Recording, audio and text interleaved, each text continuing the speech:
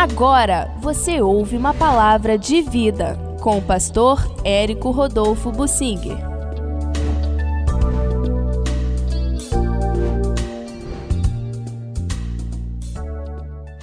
O cristão recebe perseguição das autoridades, mas vê Jesus acima delas. Vamos procurar entender essa nossa posição. Em Romanos, no capítulo 13, o Senhor começa com o apóstolo Paulo dizendo: toda autoridade foi constituída por Deus. Devemos respeitar, honrar, nos submetermos às autoridades, porque não há autoridade que não seja constituída por Deus. Isso fica muito claro. Toda autoridade, por pior que seja, é constituída por Deus. E Deus tem um critério que transparece na Bíblia. Isso fica claro na eleição de Saul como o primeiro rei de Israel, mas isso perpassa a Bíblia toda. Toda autoridade que Deus levanta é mais ou menos de acordo com o que o povo quer. A autoridade representa o seu povo e o povo se vê na autoridade constituída. E como o mundo, a maioria das pessoas não é de Deus, o Senhor levanta autoridades de acordo com o que eles são. Há uma certa coerência e Deus faz as coisas acontecerem para que a coerência se mantenha. As pessoas se verão na sua autoridade e nunca os cristãos. Então, as autoridades do mundo, na maioria, vão representar o mundo. Do mundo são, o mundo os ouve, porque do mundo eles são. Isso precisa ficar claro para nós. O cristão não é colocado para governar o mundo. César é que vai governar o mundo. O reino de Deus nos é entregue, mas não o mundo. O governo do mundo é de César. Dai a César o que é de César, mas dai a Deus o que é de Deus. Isso é fundamental. As autoridades são do mundo, mas nós cristãos devemos reconhecer, acatar, honrar, orar pelas autoridades e nos submetermos a elas. Da parte delas, fazendo a vontade no mundo, elas vão nos perseguir. E é o que acontece no mundo todo. Por exemplo, a Índia, digamos um século atrás, tinha uma grande influência da Inglaterra, era controlada pela Inglaterra, mas depois eles se liberaram da Inglaterra e seguiram seu próprio caminho. Por causa da influência inglesa, em que muitos missionários aproveitaram e foram para lá, houve uma presença forte do cristianismo na Índia, mas com o passar do tempo foi diminuindo e hoje os cristãos são perseguidos ferozmente na Índia e com a vista grossa das autoridades.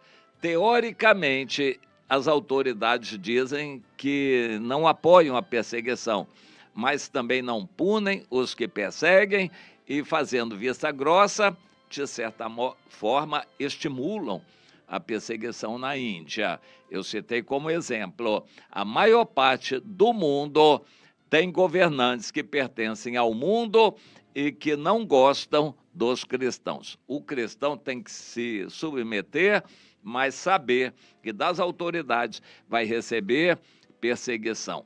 No mundo vocês vão ter tribulações, é o que Jesus prometeu.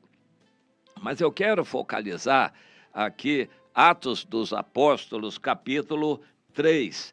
Os discípulos estavam batizados com o Espírito Santo, testemunhando do Senhor no templo.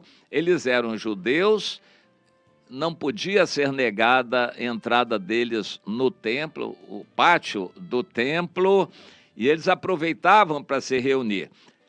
As autoridades, principalmente as autoridades religiosas, olhavam os discípulos com muito ódio. Eles não eram chamados ainda de cristãos, eram discípulos.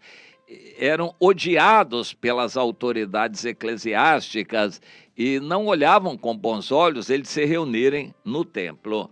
Mas, passada aquela fase de perplexidade, as autoridades começaram a perseguir. E quando, naquele episódio da cura do paralítico, Pedro e João entraram com autoridade no templo e curaram o paralítico, muita gente se despertou e o povo todo correu atônito e eles começaram a pregar. E a pregação de Pedro naquela ocasião, aparentemente a segunda ocasião importante, a primeira foi no batismo com o Espírito Santo, no dia de Pentecostes, e a segunda foi dessa vez. E ele foi muito claro: vós negastes o santo e o justo e pedistes que vos concedesse um homicida, o Barrabás. Dessa forma matastes o autor da vida, a quem Deus ressuscitou.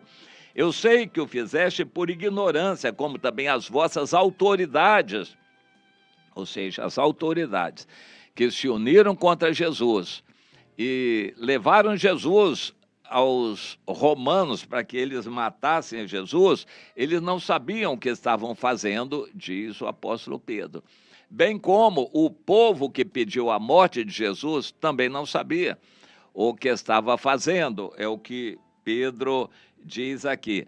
Mas na soberania de Deus, o Senhor cumpriu dessa forma, usando as autoridades, e o povo cumpriu o que tinha anunciado através de todos os seus profetas, que o Cristo haveria de padecer. Então ele pregava: agora, por causa disso, arrependei-vos e convertei-vos, para serem cancelados os vossos pecados.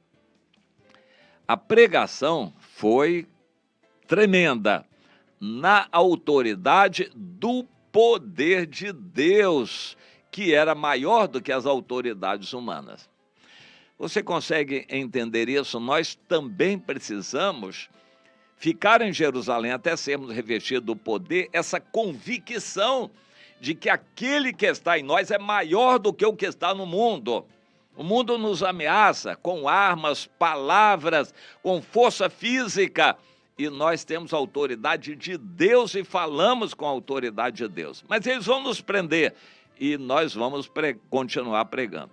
Enquanto não taparem a nossa boca, nós vamos continuar falando. Vão nos prender, mas nós vamos falar da autoridade maior do Senhor. O resultado foi interessante.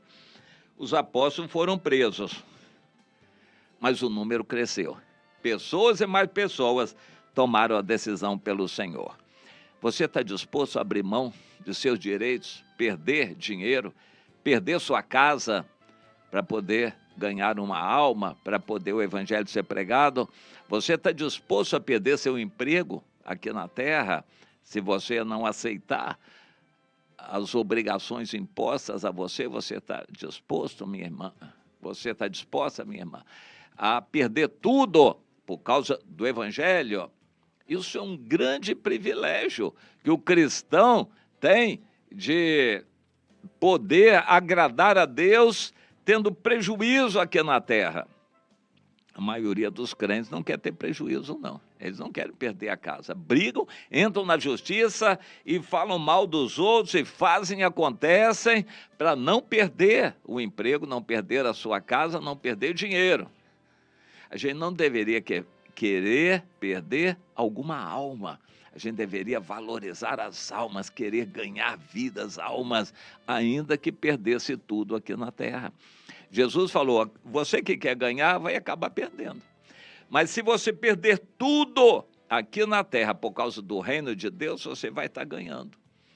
Os apóstolos entenderam: podem nos prender, mas a autoridade de Deus está em nós, e enquanto tivermos boca, nós vamos falar dessa autoridade. E o resultado foi muito, muito, muito interessante. O resultado foi que eles foram presos, mas multidões se converteram. Ninguém vai se converter se não for pelo peso da autoridade de Deus, a convicção de pecados. O evangelho tem que ser pregado com autoridade, com poder e unção, para que alguém se converta, ou muita gente se converta. O evangelho tem que ser pregado com autoridade e unção, para que pessoas se convertam.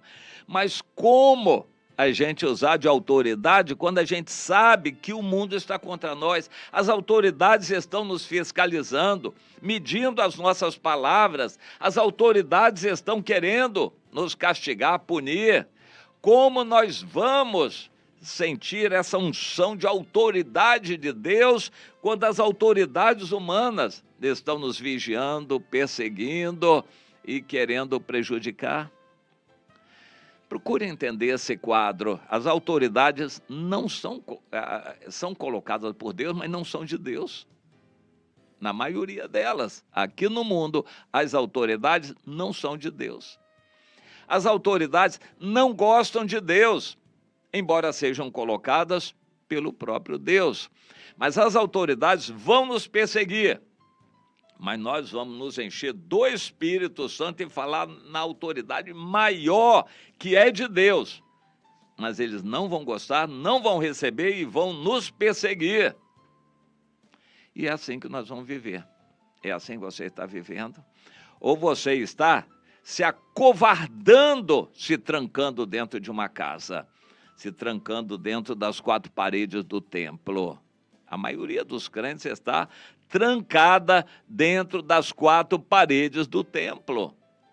Eles não saem, não têm coragem de sair por causa do medo da perseguição. Mas aqui está o segredo. Nós temos que nos revestir de um poder tal que não vamos respeitar as ameaças que fizerem contra nós. Podem nos ameaçar. Nós vamos reconhecer o direito das autoridades nos ameaçarem, mas nós não vamos parar de falar em nome da autoridade maior que está em nós, que é o Senhor. Você entende isto? Receba essa palavra no seu coração e haja de acordo com o que o Senhor quer. Deus espera isso de você.